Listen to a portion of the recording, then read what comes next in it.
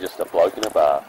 This episode of the podcast is brought to you by Grumpy Coffee. Beautiful blends. We've got beans from PNG, from Brazil, from Guatemala. Head to grumpycoffee.com.au and try our blend. We've got very grumpy. We've got everyday. We've got pods. We've got whole bean. We've got ground.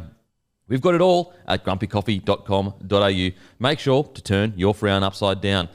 But let's get straight into it. I'm here with a big fella, Brock Jarvis. How you going, brother? I'm good, mate. How are you? Very, very good, thanks. And huge fight coming up against Thurman. How's the...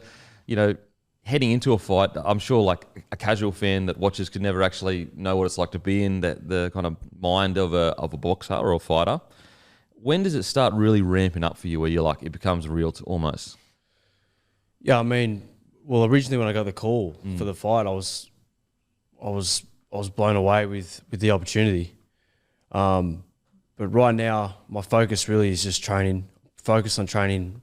And when you got the call, were you looking for a fight at that stage, or were you just kind of in training mode? What happened there? Well, I was coming off a fourth round TKO in December, and there was a lot of hype around me at the time. So I knew, and I was fight ready. So I knew that there was going to be a fight early in the year. I wasn't sure when, and I wasn't sure who. Then the call came, and I got the opportunity with Keith Thurman. And I guess like before, obviously your paths have crossed. Were you a fan of Keith one-time Thurman? I mean, he's a unique character, or you hadn't really noticed his career that much? No, I've paid a lot of attention to his career. Yeah. Not thinking that I'd end up fighting him, just he's a big name in the sport. So of course I've watched his big fights, and he's a good fighter. Yeah. What was it like your first kind of face-up? Because he's known to have a bit of banter, a bit of chat. And obviously, being an Aussie, you'd be used to banter, used to chat. What was it like getting across from him? I mean, well, I haven't seen him yet. Yeah, okay. I haven't seen him face to face, but we had that media press conference, and I mean, it was nothing I didn't expect. I mean, these Yanks, I don't even know. Sometimes I don't even know what they're talking about. It makes no sense to me. So, like, I pay no attention to it. But it'll be interesting when he gets here. Yeah. See how he kind of is that something that you kind of, until you actually get in the same room as a boxer, you don't really know, can't really feel their energy. Is that kind of something that you feel when you? Yeah, that's true. I mean, it's different when you're face to face. So, that's it. I think he gets here next week or something. So yeah, I'll get to see him. And so when they said, "Are you interested in fighting Thurman?" was it immediately like, "Mate, 100%, let's 100%, go"? Yeah, straight away. Wasn't what I was expecting. I was expecting a domestic clash. There's a few names being tossed up there. And then when I heard Keith Thurman, I was like, who? Like, because I honestly thought he'd retired. Yeah, I didn't think Keith was fighting anymore, because he was scheduled to fight Tim Tszyu last year and ended up pulling out 2 weeks prior to the fight with a bicep injury, a bicep tear. So I got the opportunity. I got it. Isn't it crazy? Because he was supposed to fight Timmy in America, pulls out, and then the Fundora fight happens, and then that all happens, and then we led all the way to this path. Now you're fighting. Like, it's just crazy how the world works like that. Yeah. I know it's it's a great opportunity for me. I think they're looking past me. I think there's a plan in place for Keith to come here and fight. I think it's pretty obvious. But I'm here to upset the party. Yeah. And speaking of a party, there's a few blokes who have been chirping at you a little bit. So there's been some chat from Zarafa recently. I mean, there's always a lot of chat from Zarafa. What's it been like hearing some? First of all, what he's been saying about you, and I guess hearing that kind of chat whilst you're trying to focus on Thurman. I hadn't heard much of Zarafa. I mean, he's doing his thing, I'm doing my thing. Yeah. And then I was reading up. He was saying if I pull out or something along those lines. And I didn't understand where it was coming from. So I don't know. I just told him to focus on himself. Yeah, that's all. Is that a fight that obviously you're not looking past Thurman at all? But is that something that you'd be interested in? I'm in the game to fight. So whatever fight makes sense at the given time is the fight that I'll be taking. Yeah, and I guess heading into this fight, what do you feel you have in your duffel bag weapons wise that is going to outclass a guy like Thurman? Keith's a very experienced guy, so I mean he's been in the ring with all types of fighters. So I've got to be smart with my approach, and I'm working on certain things now. But there's things that I do good that I think I do much better than what he does. Yeah. So all these questions will be answered come March 12th at the Hordern Pavilion. So preparation. I'm in preparation hard right now, and my objective on fight night is to get the knockout. Do you think that your youth and I guess strength in the clinch is probably probably the wrong word, but strength kind of in tight is going to be something that you'll be able to kind of overpower him with to a degree? Is that something you're going to kind of rely on a bit? Yes. Yeah, I do. I do think so. It's going to be interesting because he's 30. He's a bit older now, so he's going to use 36. Yeah. There's still plenty of boxing left in him, but it's going to be really interesting to see what kind of little tricks he's going to use because of all the experience in the ring. He's going to understand that you're going to be much more stronger, like much more strength in tight. Do you think he's going to exchange with you, or do you think he's going to try and box on the outside? I don't know. I don't know how he's going to go about the fight. And I'm not sure. I just got to be ready for the best Keith. Really, that's what I'm preparing for. Watching his fights in his prime, that's the Keith that I'm expecting. An experienced guy. I know I'm saying he's 36, but when you've had that kind of experience, you know the ropes. So I know he knows how to get ready for a fight, and we'll see. I've got to take the fight on how he comes about it. I can't just expect something to happen. Yeah. And speaking of his age, like Manny Pacquiao, I think he was older than 36 when he fought Thurman and outclassed him. That's right.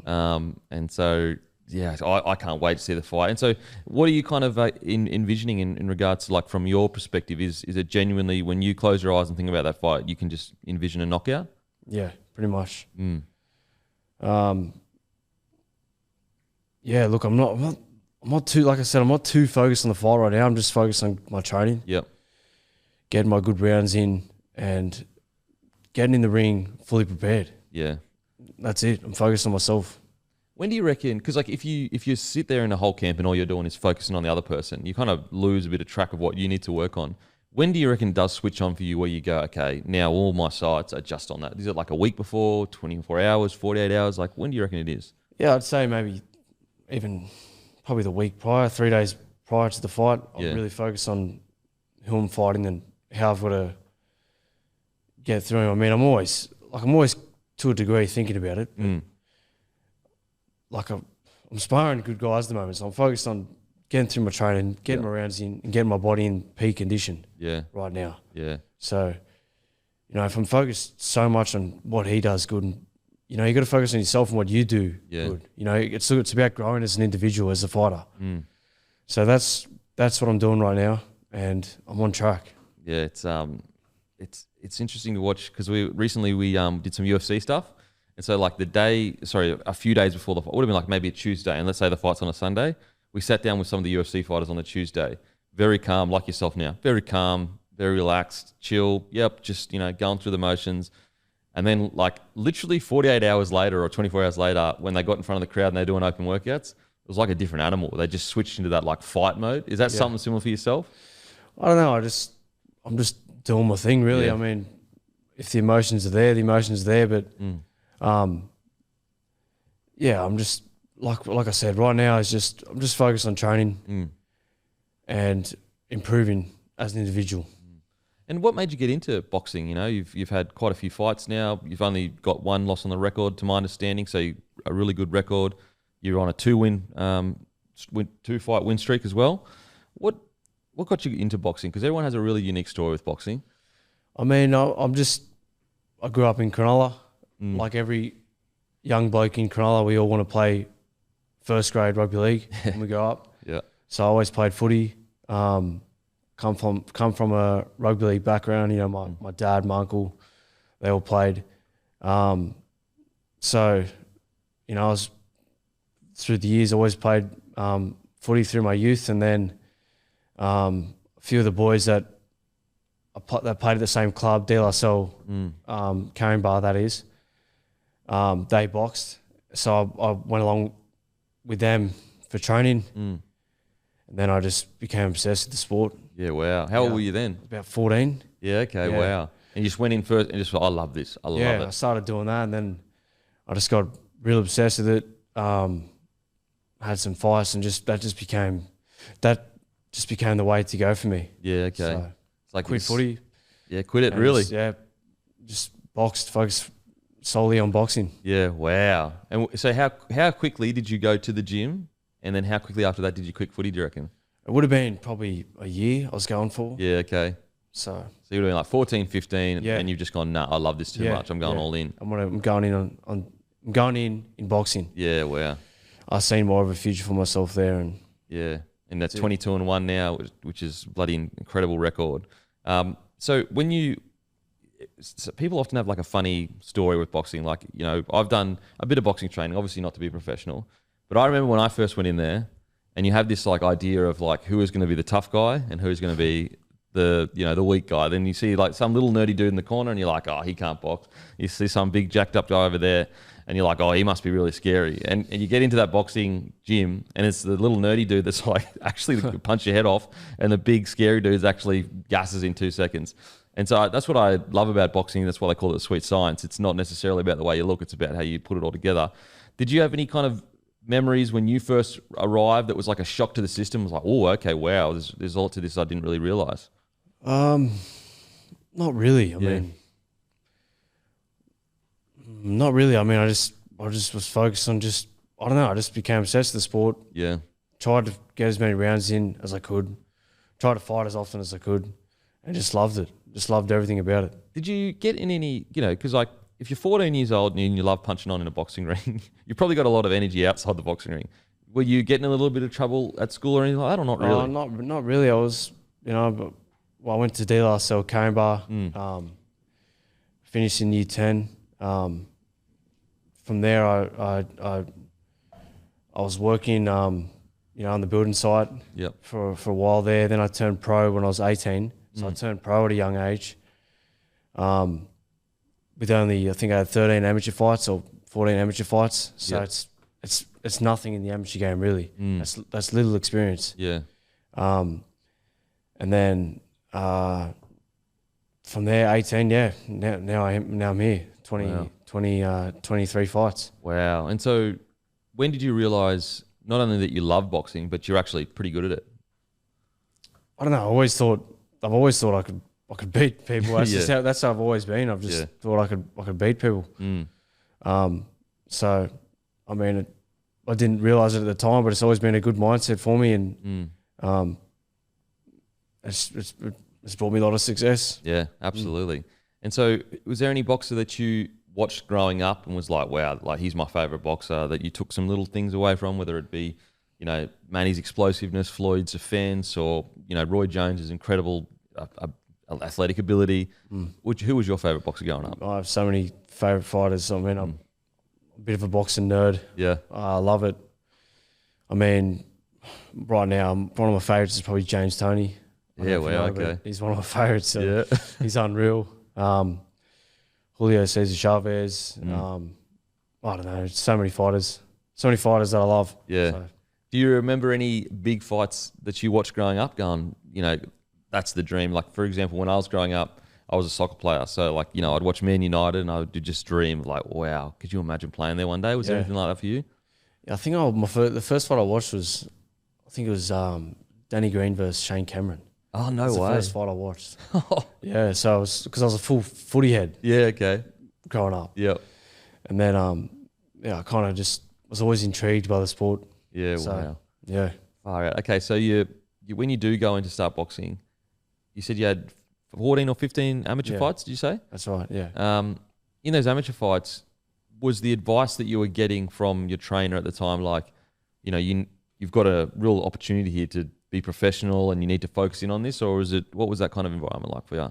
Yeah, I mean, everyone was positive around me, so I had good surroundings. I was training out of a gym in Tarrant Point in Canberra called TP Gym. That's where I originally was going there for a while. And then, I mean, I think it was just myself really telling me, I thought I was good. Probably wasn't even that good. I wasn't that good really when I was growing up, but I thought I was. So, yeah. That's it. That's just been what it has been for me. Where do you reckon that comes from? That self-belief, you know, it's almost, sometimes it would almost be like a naive self-belief, especially when you're younger, because you don't really know, but for some reason internally you do know, if you know what I mean. For example, when you started boxing and you were 4 or 5 amateur fights in, you know, that's not that long, that's not that many fights to know whether you are a really good boxer. However, you just always had that belief. Where do you reckon that come from? No idea. Don't know where it comes from. Yeah, wow. Just in you. Just in me. The Jarvis blood, mate. I don't know. Oh, that's mad. So you do the amateur fights. What was your hardest ever amateur fight, do you think? Amateur fight? Yeah. Oh, I don't know. I really wouldn't know. All the Aussies can scrap. I mean, they're all good fighters. Everyone's tough. So yeah. I mean, all my amateur fights were tough fights. Yeah. So. Okay. And so, what prompted to go into become professional? I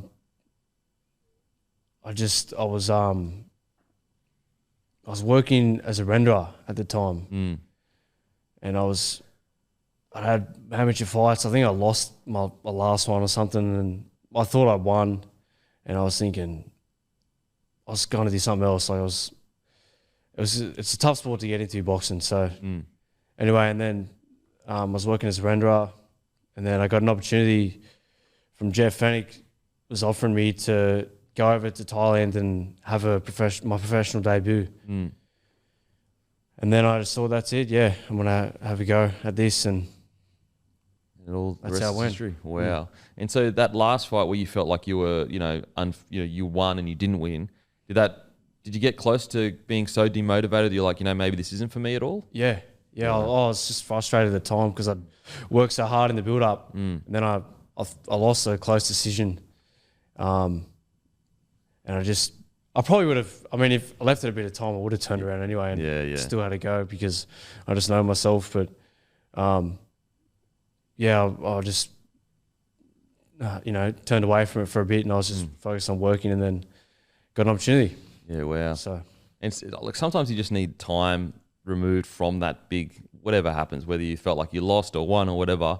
Sometimes you just need a few months to kind of get your head back and right and go, okay, I'm past it emotionally, not as invested in what happened. Yeah. Okay, so when Fenech gives you the call, had you been training with Fenech before that? I had been, yeah. Yeah. So when I was, because my uncle was the policeman at Newtown Police Boys where Jeff trained growing up. So okay. I always had a relationship with. Well, I never met Jeff, but he had a relationship with my family. Yep. And then one day, my old man took me to meet him when I was 16. And then Jeff was fully intrigued by me and was very enthusiastic about it all. I just thought I was going to meet him. That's all I thought it was. But he was keen to train me. And anyway, I had those few amateur fights with him. And then when I was 18, he gave me the opportunity to turn pro. Yeah, wow. What do you reckon you've learnt the most from Fenech, a legend in the sport? I've learned heaps from Jeff. Jeff's unreal, he's a very strong-minded individual, and he knows what it takes to get to the top. He's been there and done it, so he's been great for me. And so what do you, like when he talks about his career and tries to impart like kind of what he learnt, what's kind of the biggest message you reckon he tries to teach you? I mean, if you hang around Jeff, you'll know no one can beat him. So, I mean, he's pretty awesome. Once his mind's set on something, he goes for it. He's all in. Like I said, strong-minded, works hard. So, it's been great. He's been a great mentor for me throughout my career. And so being so close to Fenech, when he had his health complications, how hard was that for you to kind of experience? Well, originally the first time he had some heart problems was we were away in Thailand. There's a group of us. We're all away. I can't remember many. There would have been probably 10 of us. And Jeff was just being out of character the whole time because he's full of energy, Jeff. Yeah. So. And anyway, we're in Thailand. We're away on this training camp. I think Jack Brubaker was with us. He was preparing to fight Tim Tszyu. And anyway, Jeff was not being himself. He wasn't coming to the gym, wasn't leaving his hotel room. completely out of character. And then one night, one of the guys that was with us said, "You better go and check on Jeff because he's not sounding well." He spoke to him on the phone. He wasn't sounding well. Anyway, went up and saw him, myself and a few of the boys, and he was spraying us all, telling us to get out. And anyway, we ended up bringing an ambulance. They come and get him, and he had some serious heart issues. Ended up having to stay over there. Had open heart surgery in Thailand. So saved his life, really. Wow. And then he's had another episode not too long ago. So, but I mean, now he's good. I mean, you wouldn't even know that he's had any issues. So, as a young fella, you know, me anyway, you know, when you have coaches when you're young, they're your mentors. You really look up to them. They mean a lot to you. Obviously, you've got your father, and your father will always be your father and number one. But, you know, they are definitely a figure that you look up to and, you know, want to please and make proud. So to see him in that kind of state where, you know, it was touch and go, I'm assuming, for a bit there, how do you handle that kind of emotionally?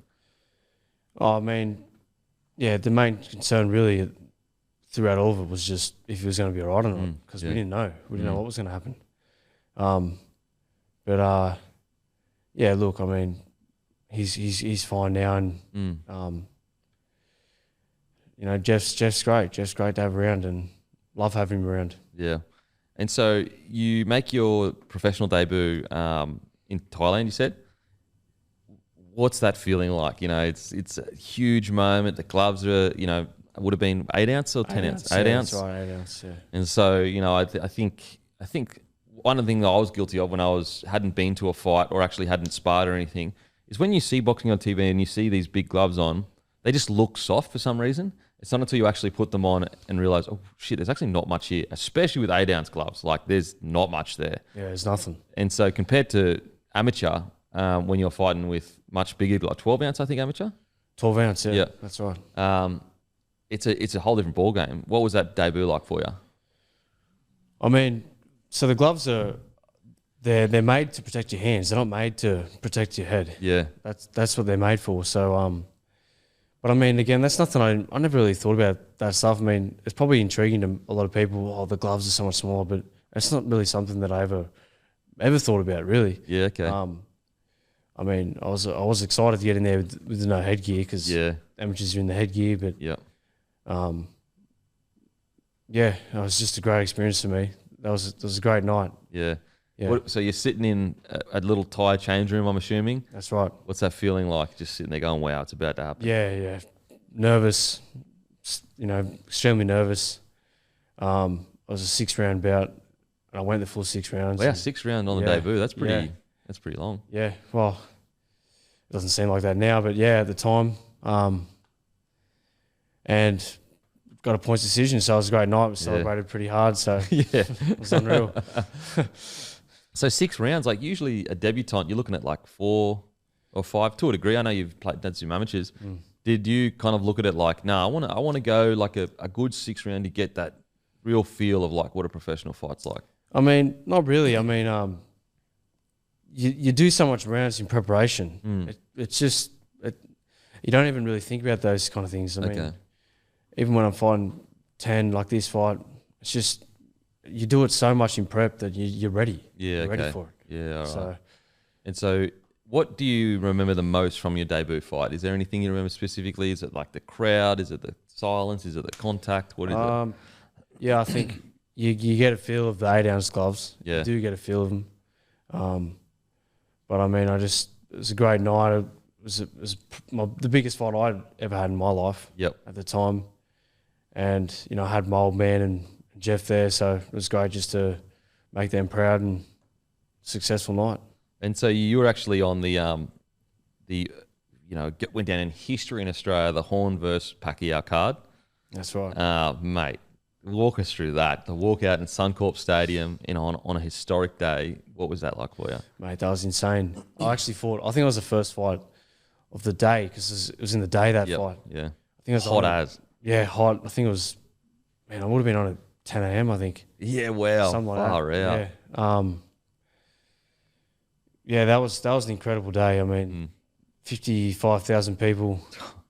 You know, it was unreal. The atmosphere was insane. I was up in the change rooms with Roberto Duran, Wally Lewis. No way. Yeah, it's unbelievable. No way, Roberto Duran. Roberto Duran, he was unreal. He was showing me pointers, and he's a very energetic guy. Didn't even speak English, but give me advice. Yeah. That was an incredible day, incredible opportunity for me. That was a Dean Lonigan card. That was.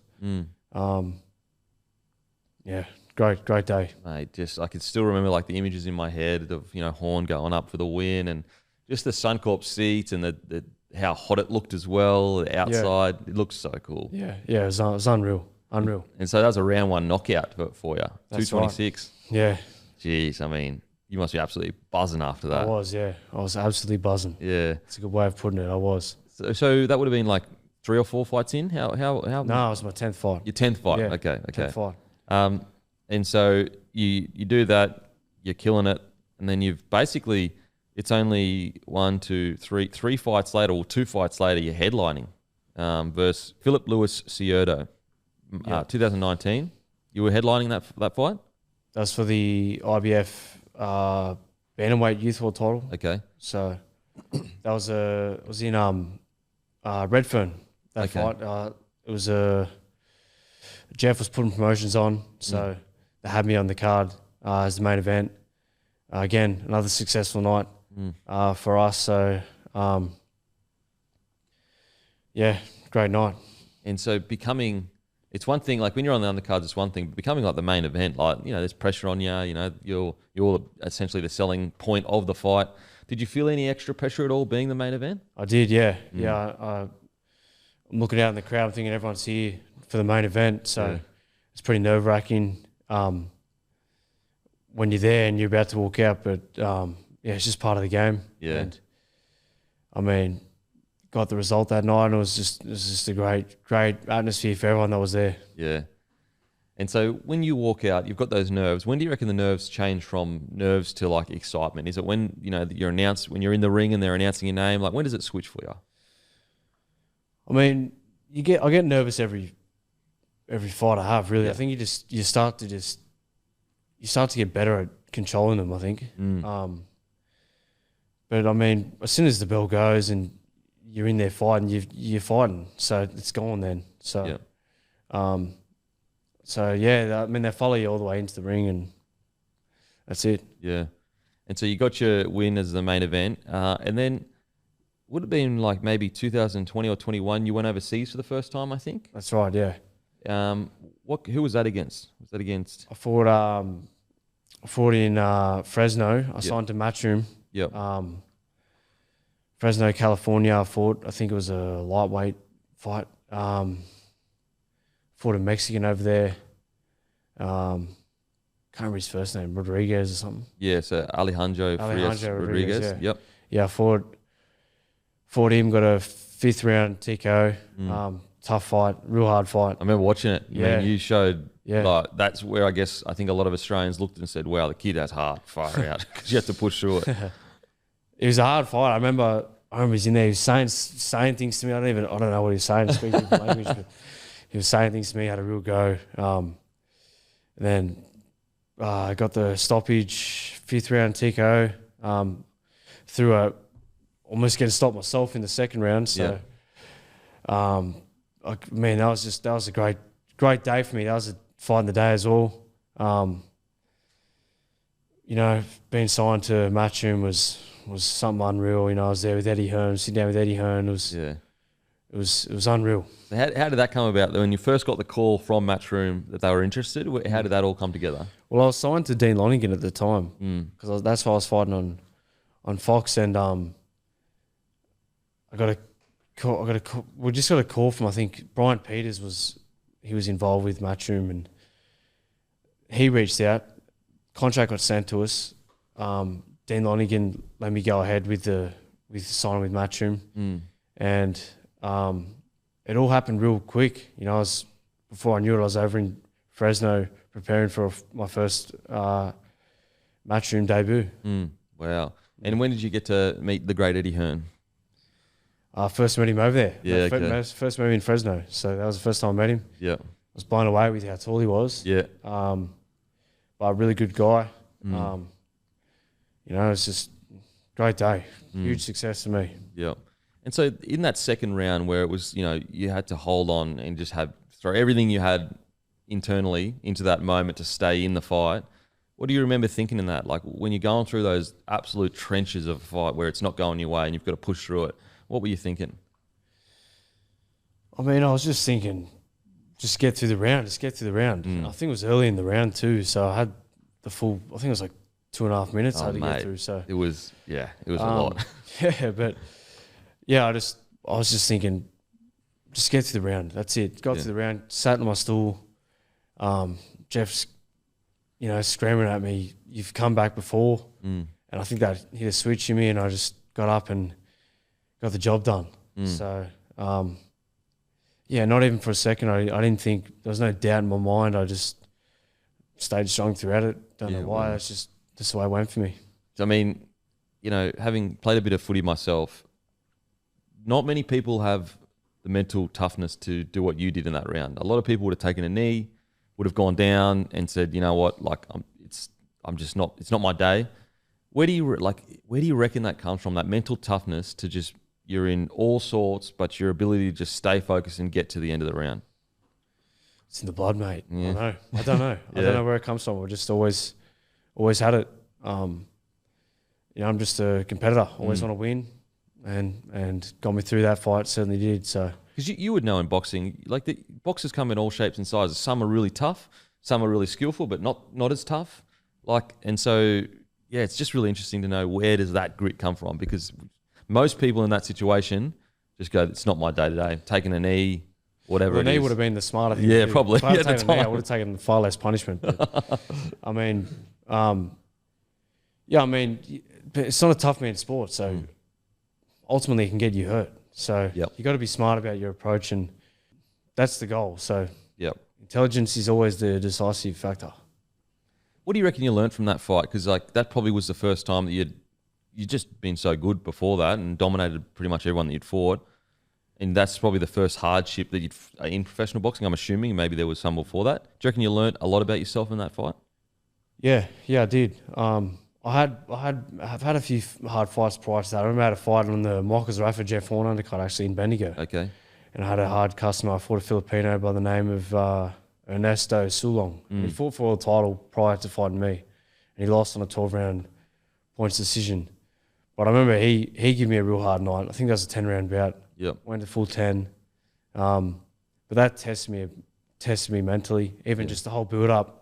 Super bantamweight fight, it's a real battle. That was a battle for me to get down to that weight at that time. So the whole thing was a battle, but getting through it, I think that just builds character. The more you go through those kind of situations. So when I was in that situation again in Fresno, I had been there already. So so I don't know if I learned anything about myself, but it was fulfilling getting through it. Yeah. And to get the stoppage yourself, it's an incredible turnaround. Yeah, like I said, real fulfilling. Sit down on the stool and say, you got to go, and then have a go, and to come back and get the win was great. That happens, then you fight Paro, and when we talk about world class, we're talking world class. That he's your only loss on the record. I guess heading into that fight, were you confident that you had the skill set to defeat him, and you felt like you didn't perform well, or do you just more feel like he just had a great night? What do you reckon happened there? Leading into the fight, I was fully confident. I was fully confident I thought I was going to knock Liam Paro out. So, look, I got called with a shot. I'll take the loss on the chin. Lost the fight. Yeah. Have I lost confidence throughout? No, I haven't really. So, I mean, it's been it was an impactful time for me, taking the loss and getting back in the ring and fighting again after getting knocked out like that. So, look, it's part of the game. You're gonna lose a bunch of times before you succeed. So, you just got to keep going. Yeah. And so, Is that a fight that eventually you would love to get back? I certainly would love to get that fight back. I mean, it's not easier said than done. I mean, I'm campaigning at a different weight now. Yeah. But who knows down the track? You never know what can happen in boxing. So, I mean, look at me now fighting Keith Thurman. So who ever thought that would happen? Yep. So, yeah, I mean, of course it's a fight that I'm open to. And so the next fight you fight Marion Penamagon. So I'm saying that incorrectly. But as you just kind of alluded to, like the courage, you know, it was a quite a severe knockout the fight before. A lot of people after knockouts like that, they're never the same. But you got back in the ring and you're all the way back to where you're at right now. But was there nerves heading into that next fight of like, you know, what if that happens again and all that kind of stuff? Or had you mentally moved past it by that point? Yeah, I mean, you're going to have doubts, especially after, you know, getting knocked out like that. So, but again, I was still confident. And I knew it was going to build me back up. It was a scheduled bout with another Aussie at the time, and then something went on, and I had Marlon Paniamogan was his name, Filipino, come in. But look, he gave me a hard fight, so it was no walkover. He gave me a hard fight. Yeah. I think it was a 5th round TKO. Yep. So fourth round TKO. So, and it was great to get back in there and get back in the winning circle. Yeah, and I guess for yourself personally, just a big win to go. You know, it was a tough loss last fight, but I showed courage to just get back in there, and not only did I get the win, you know, by TKO, I'm sure that would have been internally quite gratifying for you to go, you know what, I had the guts to get back in here and do this kind of thing. Yeah, I mean, it was great. It was a big night for me because it was the comeback fight for that. I was at home in Sydney, so great night. And then following that fight, I wanted to move up in weight, wanted to jump up in weight, and then there's a few disagreements in my camp. And anyway, I ended up going out and doing my own thing for a bit. Then I was sparring, training, and I tore my labrum. Training, so it's pretty common in footy actually. Yeah, I had a shoulder reconstruction from it. Yeah, yeah. So it was unusual, really. I've done it sparring and just. Was it like because you had you like locked out like that, and then just kind of threw a punch, threw a right hand, and just hit someone in the gloves just awkwardly, and just felt like pins and needles down my arm. Yeah, okay. And then I went on with it for a bit because I didn't know what it was. And then, I just thought it'd just come back all right. And then, you know, your shoulder just subluxes all the time. Yeah. And then I just continued to go on it for a fair while, like most footy players do anyway. yeah. And then I was under the impression I could get through it without getting surgery. Yeah, so I was doing all the physio, trying to get on top of this. And then, anyway, I ended up having to surrender, get a surgery, put me out for a long time. Yep. But no, I had my comeback fight in December. I took that fight on a short notice period. I think it was 2 weeks. And then I jumped up 3 divisions for the fight. Yeah, wow. So I competed at middleweight, which is far more comfortable weight for me. Yeah. Got the win. Got the opportunity to fight Keith Thurman. Yeah, wow. Yeah. Far out. And so when you had some issues with your camp, are you back with that camp now, or yes, you'd moved? Yeah. So I guess, how did that come about that you got back in communication? Was it like, you know what, maybe we need to get back together and make it work? I mean, Jeff and I, we spoke throughout. We always stayed pretty close. And then hadn't seen him for a while, and he ended up going back in with heart surgery. So I went and saw Jeff, and then we stayed from then on. We were real close again, and then I was preparing to get back in the ring. Shoulder had come good, and then when I got the opportunity to fight on December 13th, I think it was, rang Jeff and said, "Oh, could you help me out?" Yeah, wow. How good. And so when you did your shoulder, you know, it's a little bit different. In NRL, you've got a team and you've got physios there all the time. So, like, you rock up every day, you've got all the rehab, you've got all the, I guess, everything you would need equipment-wise as well. For a boxer, it's not like you walk into a boxing gym and you just got physios waiting on you every day. You've got to really follow the rehab yourself to a degree. How did you find that rehab? Yeah, I mean, it's slow and it's long, tedious, but look, it is what it is. I mean, I wasn't the first person to get an injury, and I won't be the last. So I was actually, going through rehab and just thinking about how I was going to come back and just getting through the days. It's as simple as that, And in regards to the Australian boxing scene, who for you is the best, obviously outside yourself, but who is the best current Australian fighter?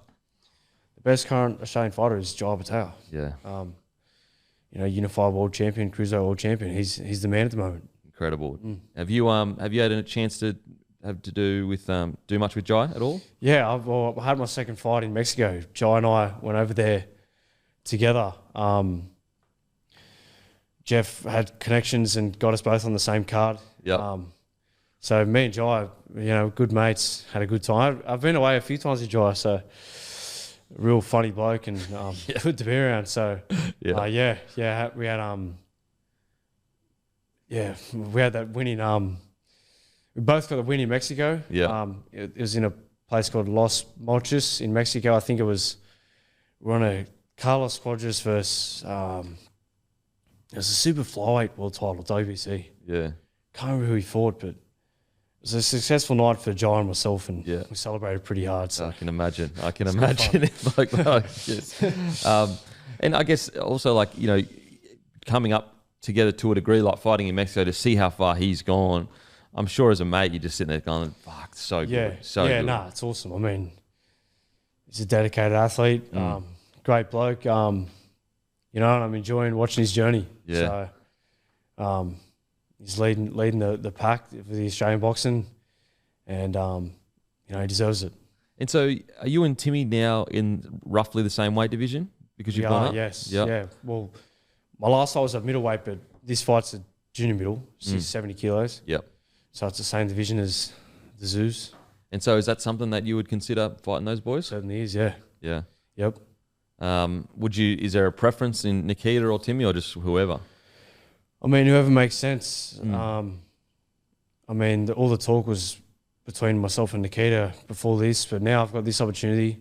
I get through Keith Thurman, who was the man to fight Tim. So, maybe that makes more sense. I don't know. Yeah, I mean, he was supposed to fight Timmy Zoo in America recently. I would love to see that fight, whether it's with Timmy or Nikita. I mean, the one with Nikita would be, because you are both just like walk forward, exchange. It'd just be fireworks.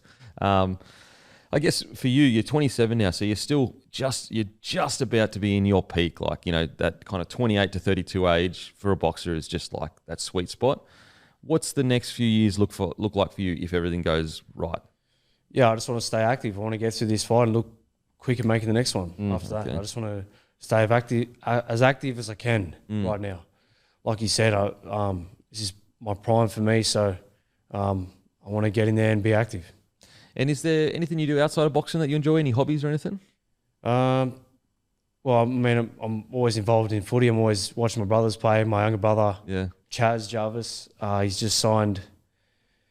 He finished Jersey Flag last year with Cronulla. Yep. And now he's signed up in Queensland with Winner Manly. Oh, nice. Had his first trial last weekend. He's playing dummy half. I love watching him play. And I got two younger brothers, Israel and Knox. They're playing at Dealer Caringbah, same club that I played for. Yep. So it's great to be involved with them and watching them play, and they absolutely love it. Surely you teach them just a little bit of self-defense on the field. Come on.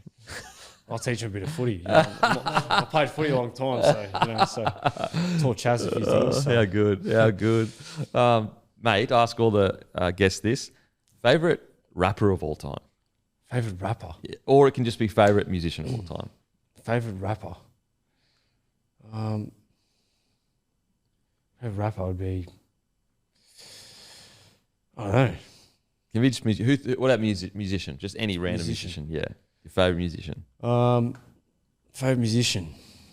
I listen to a lot of rock music. Okay. A lot of rock. I don't know if I genuinely have a favourite. Okay. Listen to a bit of everything. Okay, so you just say, all right, okay. Favourite movie of all time? Favourite movie? Very original. Had to be Rocky, probably. Rocky, okay. yeah. No, mate, that makes Very sense. It's a bloody good original, movie. Makes a bloody good movie. Mate, thank you so much for coming on the podcast. I really appreciate it. And obviously you can give yourself a follow on the Instagram and the socials and all that stuff. Where else can they kind of find you? Yeah, everyone, you can follow me on Instagram at Brock Jarvis _ Facebook Brock Jarvis. So give me a follow and watch the journey. Yeah, and any final words for the Keith one-time Thurman? Keith, keep your hands up, mate. Keep your hands up. Yes, I love it. Mate, thanks so much for coming on, mate. And we'll be absolutely watching. Cannot wait for this fight. Thanks, Dan, and thanks, mate. Thanks for having me on.